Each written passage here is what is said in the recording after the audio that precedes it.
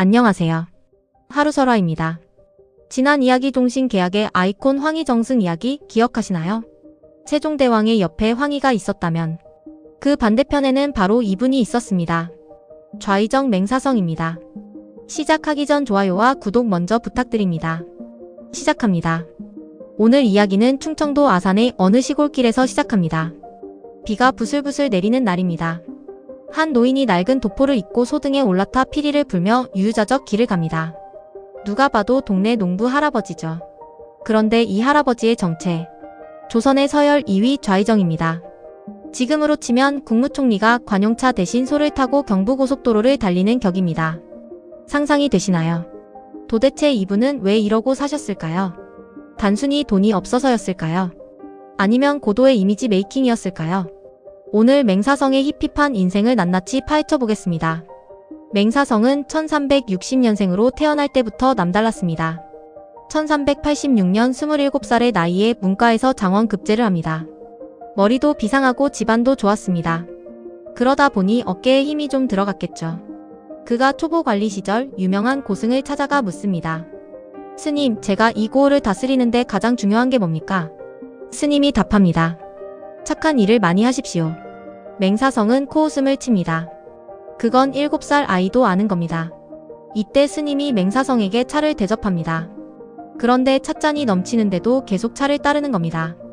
맹사성이 소리칩니다. 스님, 찻잔이 넘쳐 바닥이 엉망이 되었습니다.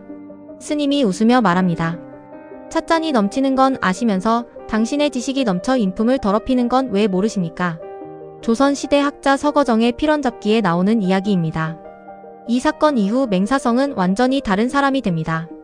고개를 숙이고 남을 존중하며 평생 소박하게 사는 법을 깨달은 거죠. 세종대왕은 참 복이 많은 왕입니다. 황희와 맹사성이라는 두 천재를 동시에 가졌으니까요. 그런데 이 두 사람 성격이 극과 극입니다. 세종실록의 기록을 보면 두 사람의 역할 분담이 확실합니다. 황희는 아주 깐깐하고 원칙적입니다.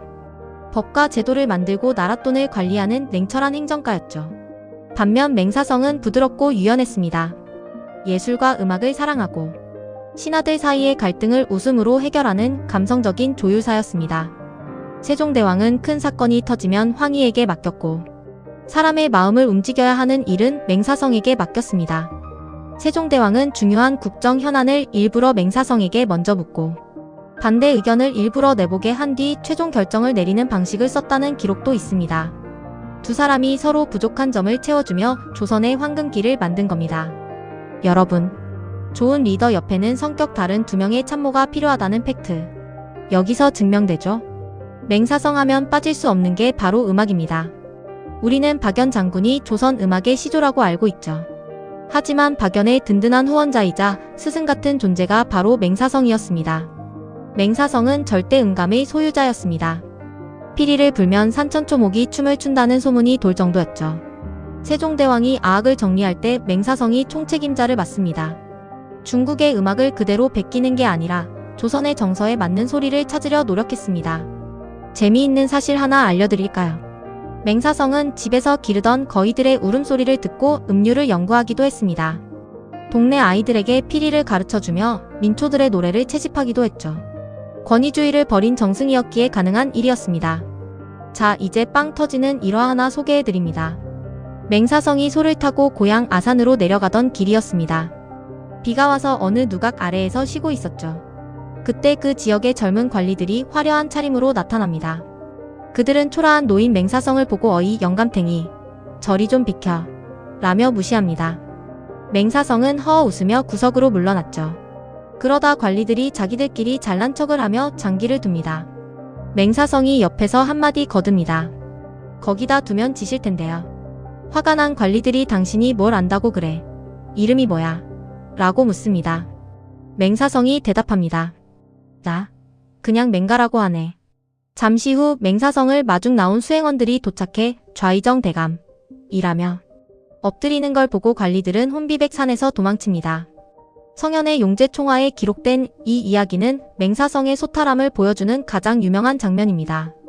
여러분, 진짜 고수는 자신을 드러내지 않는다는 교훈 제대로 느껴지시죠?